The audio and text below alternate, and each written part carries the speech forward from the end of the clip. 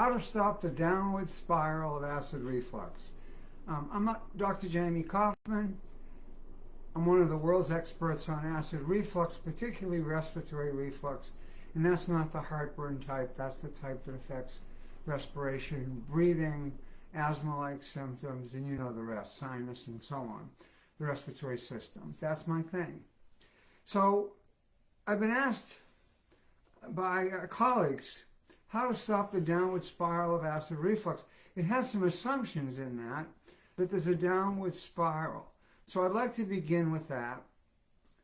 There are, for all intents and purposes, when you talk about respiratory reflux, there are barriers. And the first barrier or defense is the lower esophageal sphincter.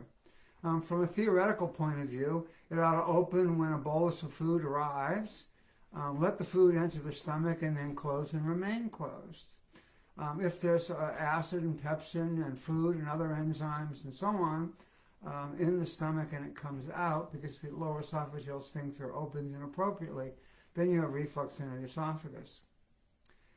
If you have enough reflux, the more you reflux, the more inflamed and stiff the lower valve, the more you reflux. So it's a vicious cycle right there. And then the esophagus gets lazy. Esophageal dysmotility is now very common in people who have reflux. If you go to a gastroenterologist and they want to do manometry and then put you on what's called a prokinetic agent to fix dysmotility, a lazy esophagus doesn't clear well, don't. Because esophageal dysmotility, 99% of the time is due to reflux.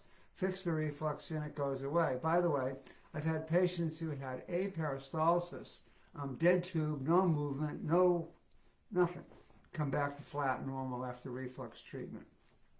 So then you have the upper esophageal sphincter finally give up.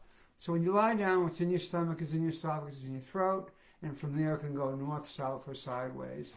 And all the symptoms that we know, postnasal drip, a sense of a lump in the throat, all of them, hoarseness. It turns out the shortness of breath is becoming the most common symptom after postnasal drip. So there's a changing pattern in America. And so I would go so far as to say some things that are important. I'm not good at this. Reflux is not a medical problem. It's a social problem. It's a cultural problem. We spend $1 trillion a year to get sick. And then we spend $1 trillion a year on treatments that don't work. So all of you who want to know about these special little treatments, whether it be the links, the magnets, or all of them essentially are useless, but they're making people a lot of money. So you say, oh, I had a strata procedure and it made me well. It didn't make you well. Unless you have good diet and lifestyle, reflux is absolutely incurable. When I talk about proton pump inhibitors, for example, proton pump inhibitors have cured 0% of people with reflux. No one.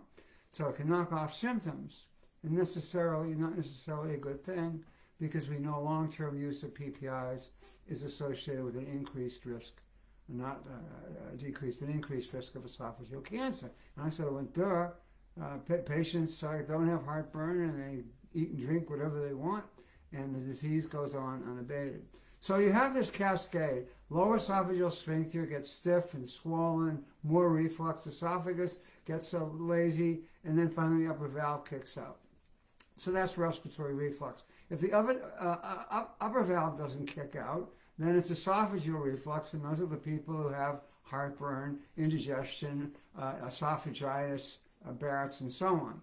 But as I said at the beginning, at the top of this, the number of people with heartburn, indigestion, or esophageal reflux are very small compared to the number of people who have silent nighttime respiratory reflux.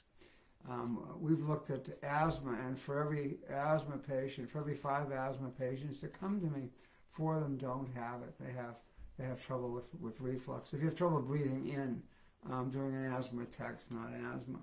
So we've got this cycle. So we got lousy valves, lousy esophagus, and then the question is how to stop it. And so I would say if we could push a button and stop reflux 100% for a month, probably heal, right? I mean, if you have a cut or other injury, for most things that are minor, they can heal. I mean, these are perfectly fine anatomic structures with good blood supply, and they could be healed. So you could stop reflux in a month, which is why I recommend a detox program. I want to say that everyone who's on this broadcast ought to sign up for the blog. There's a place to put in your email. We don't use it nobody gets it. I don't take any money for anything. I'm doing this as an educational program, and that's very important to me. But sign up for the blog, and you'll get an email each week with the topic. And if you like it, you open it. If you want, you delete it. And then you could send it to a friend who has chronic throat clearing, a shortness of breath, or whatever, who might have a respiratory reflux. But that's off the topic. So we have the cycle, the downward cycle. Now, the question of what are the precipitants? People say, well, why did it start? You can have an upper respiratory infection, and the vagus, which runs the whole system, the vagus runs the respiratory system, digestive system, cardiovascular system. I've done a lot of writing on the vagus, a 3-part article on the blog. But anyway, that's one of the ways it can start. And also, having a little too much alcohol that weekend in New Orleans, late night eating, maybe you get home from work later, and snacking is really bad. And then finally, just to put it in here for interest, endoscopy. People say, I didn't have reflux till my doctor. I was having a colonoscopy, and they said, why don't you let me look down here at the same time? They have an upper endoscopy, and after that, they begin to have reflux. So let me begin by saying none of these things give you reflux, really. You had reflux all along. And there's a threshold. And if threshold is exceeded, collapse occurs. And that's everything from, marriages and businesses to camels. So for most people, it's underlying reflux. Because after all, it's the American way. I mean, we eat late. It's our big major refueling meal of the day, dinner. It's with alcohol. It's with friends. You're more likely to overeat. And now it's closer and closer to dinner, to bedtime. So we have a lot of reasons why we have reflux. I mean, 30% of the American diet is fast food. Hard to believe. If you look at the numbers for that $1 trillion to make us sick, it's pretty amazing. So, what do we do? So how do we stop the downward spiral? I made notes. Number one, stay away from doctors. It's not a medical problem.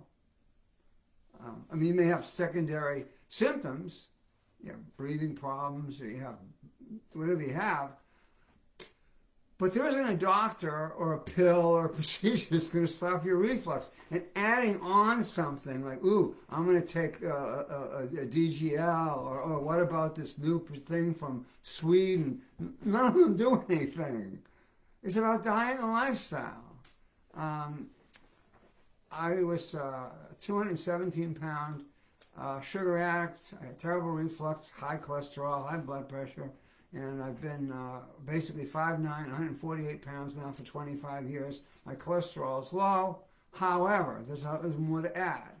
I eat dinner at 5. I go to bed after midnight. And I eat what I call a Chegan diet. And it's a really cool, type in healthiest diet, and you'll get to cheating vegan. So I was a vegan for 4 years, and I was losing weight, so I added fish and I added poultry. Now, so how to stop the downward spiral of acid reflux? Stay away from doctors. They're going to do stuff. For example, if you have dysmotility or lazy esophagus, the last thing you want to do is go on prokinetic agents for dysmotility. They have terrible side effects, including death. And the problem is reflux. Fix the reflux, and then dysmotility will go away. Well, there is a thing called achalasia, which is a primary esophageal motility problem. Is really rare. Okay, I have 10 times more patients with Barrett's than I've had with achalasia over the course of my career. So it's not only stay away from doctors, stay away from gastroenterologists, because they don't have any tested treatment for respiratory reflux, and you're just going to confuse the matter.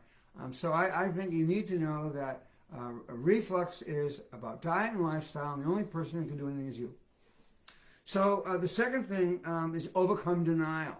All right, I had a woman who did a consult with me, and at the end she said, "I eat chocolate every night before bed," and I said, "Good luck. You're in trouble." I mean, there's a lot of ways to die of reflux. Okay. The single most common big new shift is sleep apnea. We didn't have sleep apnea 50 years ago. It didn't exist. I mean, maybe a couple of people with central disease. But I can look at somebody's throat and say, "Ooh, you have sleep apnea." I said, "How do you know?" Because the whole pharynx is now a third of the size of normal. It's all been swollen and stiff and gotten essentially turned into a rubbery closed tube over the course of 20 years of refluxing at night. And by the way, silent reflux is reflux at night while you sleep. You don't wake up with heartburn, indigestion, so it's silent. But silent reflux is a deadly killer, and silent reflux is accountable for most respiratory disease. So you got to overcome denial, which is, if I just do this or I add this. So here's what you got to overcome denial. Okay, American lifestyle and diet is terrible. If you don't want to have reflux, you're going to have to change it. Another pill is not going to make a difference if you think you got to have, hamburgers for lunch every day. I just you can't do it. If you drink a pot of coffee before lunch and another 2 cups in the afternoon and maybe a couple in the evening, there's no amount of doctoring that's going to fix that. So the first thing you need to do after you overcome that is a reflux detox. This idea that you can stop reflux for a period of time long enough to let things heal. So I recommend a reverse intermittent fast. If you get up at 7, you can eat until 3 in the afternoon. The last feed should not be the big feed. I recommend sleeping at least a 45-degree incline. I recommend famotidine, which is generic Zantac. Read my blog on that. I recommend, by the way, if you're hungry, chamomile or ginger tea will help a lot. Read the 2 blogs on that. And so it goes. Alkaline water spray, gum chewing. Each one of these things adds something. The diet is essentially low acid, low fat. Only fruit, for example, during detox is melons and bananas. And there is no beef. It's only fish and poultry, and obviously nothing fried. So it's the willingness to change one. And if you're involved in a family and you have 2 spouses who have one has bad reflux and wants to fix it, and the other one says, for all intents and purposes, go to hell. This is the way I want to eat. This is what we're going to eat. This is the way the family's going to eat. Then you're in trouble. You have a divorce brewing. I don't know what's happening. But, there are lots of things that we have in our lifestyle. Kid during the summer has soccer practice, finish at 8:30, and you slap at McDonald's. And then they go home and get ready for bed. So understand that of the risk factors, which I'm going to just go over quickly, you have to understand that you're going to be in charge. I always say to people, I broke my hip. It was a flying through the air chasing cats thing. The captain of my ship was my orthopedist. If you have reflux, you are the captain of your ship, period. There's not another doctor, there's not another Jamie, even if you had Jamie sitting on your shoulder like the good angel, it wouldn't do the difference. So reflux is about diet and lifestyle, period. End of story. And when we get to some of these questions today, what they reveal is tremendous ignorance on the internet. There's nothing but misinformation, disinformation. And you don't get any information about reflux from Facebook. 0. Okay? Anything anyone says on Facebook, you have to question, with a possible exception of me, because it's my thing. And it's been my thing, by the way, for 50 years. I am an iconoclast, as they say. So the willingness to change, the willingness to captain your own ship, the battle between resolve and lack of resolve, between giving into temptation and offering a restraint instead, and then finally it's focus on a healthy diet and lifestyle, and stay away from silly ideas. And it's a long-term commitment. People say, "How long shall I do this?" The answer is the rest of your life. Okay? So if you want to know about reflux, don't go to doctors. They don't know anything. The GIs stick tubes down people and put them on Nexium. They're the go-to doctor for reflux. What makes you think your pulmonologist or your otolaryngologist has had training in respiratory reflux, which is what most people have? I think everyone has it in America, pretty much. I mean, let's just say 90% probably have respiratory reflux. I'll break it. 70%, 70-30. But it's a lot of people. It's millions and millions and millions. So here's my solution. You want an easy solution? Eat dinner 5 hours before bed. Be vegan for at least 4 years. No alcohol, no acidic foods like soda, and that's it. And you'll get thin, you'll get healthy, your cholesterol will go down, you won't be obese anymore. It took me 3 years to go from 200 and whatever it was to 148.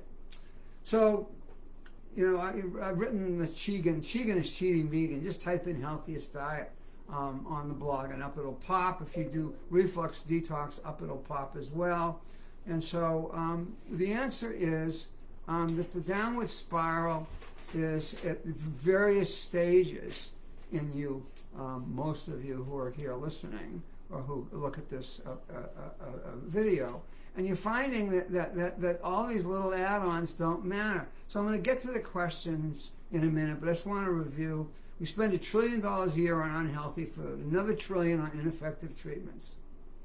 Millions of Americans have silent nocturnal respiratory reflux. That's what you have mostly. You don't have, not heartburn people. Now, to understand silent nocturnal respiratory reflux is to understand also about what's wrong with healthcare. You go from specialist to specialist to specialist for what? Postnasal drip? You go to the ENT and they say maybe it's reflux. Go to the GI says not reflux, maybe it's allergy. Go to the allergy. I mean, the circle goes around and around and around, and you'll find out the specialists are no good at managing common problems. So, world's healthiest diet is vegan. Vegan will save the planet. Cows are bad for the planet. Cows are bad for you. Sorry, Texas. So, I want to start answering some questions, but I want to begin by saying, so few of you rely upon my blog, and my blog is written for you. It's written, and you can type in things that are uncommon. Someone asks, "Do I have an inlet patch? Is that bad?" The doctors want to remove it. I wrote an article on inlet patches. Don't let them touch it. Okay, it means you have bad reflux, bad respiratory reflux. That's what needs to be fixed. So I want you to use my blog as a resource, please. I've devoted myself to this part of my career, although I still see patients 2 days a week virtually. I'm interested in educational programs. We want this to be the source for people who have reflux, so you don't go to WebMD for reflux questions. I hope it'll be here. So I'm going to answer questions that make me squirm, some of them. And the reason is because if you looked at any of the information in the blog, there's 4 articles on alkaline water, and I have a bunch of questions on alkaline water. But I'm going to answer them, but I want you to know that the resource that I'm offering you is jamiekaufman.com. It's K-O. And it's loaded with good material. In fact, this week's topic is, guess what? How to stop the downward spiral of acid reflux. There's a blog on that today. So, can enlarged tonsils cause reflux? When I saw this question, Tess, I laughed. No, but reflux can cause big tonsils. It's an inflammatory disease. You have reflux, and you can have big tonsils for other reasons too. To my knowledge, they don't cause reflux, but reflux can certainly make tonsil problems worse. Someone wants to get alginate and mix it up, and because alginates are expensive powder, and put it in a capsule to swallow. And if you can't answer directly, please discuss future blogs. So I don't know anyone who's made a homegrown alginate. It matters which alginate, its weight, it's pretty complicated. It's not, in my opinion, a home remedy thing. How long do you stay on famotidine is a great question. It depends who you are. You're a professional singer. Your reflux was bad enough that you had to take a couple of weeks off and do a detox, and you're doing all the things you can. You're spraying with alkaline water. By the way, the only way you can get alkaline water on your vocal cords. Pepsin dyes at 8. This is 9.5. So it depends upon who you are. If you're a professional singer and you're dealing with my lifestyle is very good but not great, you might want to stay at least on the 400 milligrams before bed, I don't know, for weeks, months, years. How do you come off it? When you have absolutely no symptoms, none. It's not occasionally you get heartburn, or that last month you had a mucus and cough in the evening after dinner. When you have no symptoms, you can taper. And the way you taper is one pill. You're going from before breakfast, before dinner, 2 before bed. You go from 4 to 3 to 2 to 1. You start getting rid of the lunch, the dinner, then the breakfast, then one of the night times. You do it one every week or one every month, and you taper off it and see what happens. So when you come off it, where your symptoms come back, I have continual postnasal drip and sore throat. So the answer, Anna, is you've never effectively remedied your reflux, and it's not about famotidine. It's about all the other things. What time do you eat dinner? How good is your food? Do you overeat? Are you obese? Obesity is a big problem. If you're obese, I wrote an article on obesity.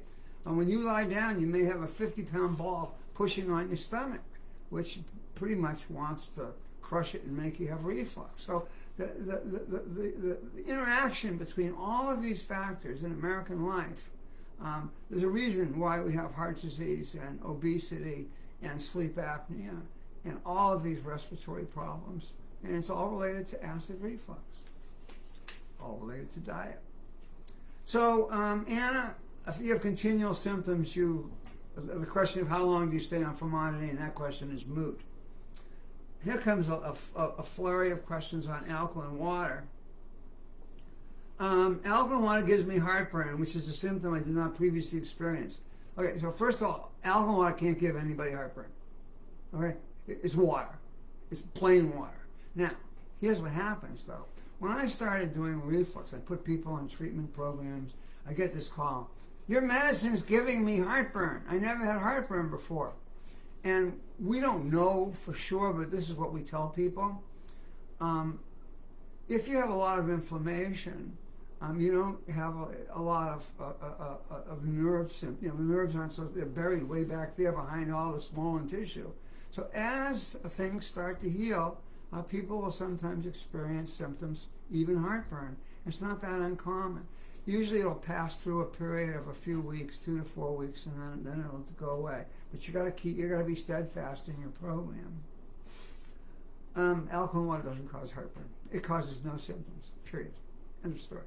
There's not a story. There's not alternative facts. Although I wrote an article on alkaline water again because there are a lot of, if you will, alternative facts which go in the category of total bullshit. So there's no downside of alkaline water. I was concerned maybe it has something to do with kidney stones. So I went into the medical literature, and sure enough, alkaline water is good for kidney stones. So you can drink it all the time. Someone asked me about the alkaline water drops. They work pretty well if you order the right one, and so on. Remember, blog. If your country doesn't have alkaline water, what materials? Surely you can get the drops online. I've recommended, I tested 4 and 3 of them are good. And I would recommend the alkaline water drops, whichever one is least expensive of the 3 good ones. I can't recall. It was Alkazone. But in any case, I'd recommend the drops, and the drops work well. And 9.5 is your target. 10, 10.5, 11, doesn't matter. Of the ones that are around, the people tell me they like Trader Joe's and they like Alka-10. There's a million of them now. But stay away from any alkaline water that has phosphate in it.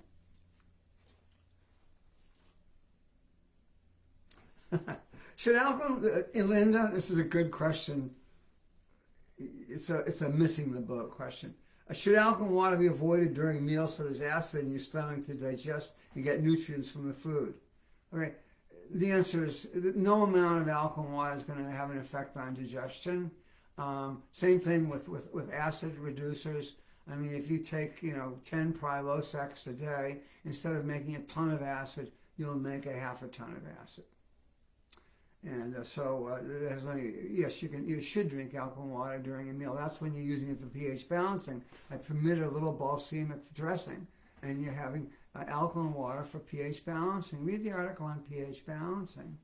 I know I'm talking fast today. There's a lot of material, and I probably should have chopped this down, but I'm doing the best that I can. So alkaline water has nothing to do with your digestion. And then does alkaline water have materials you can recommend making at home?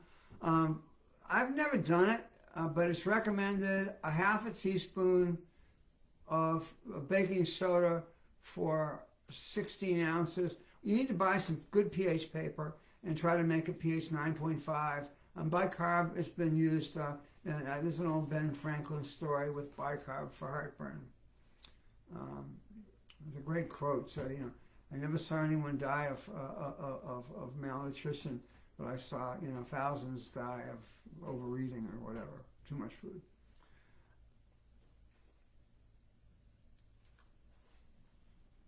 So this gets to the last alkaline water question.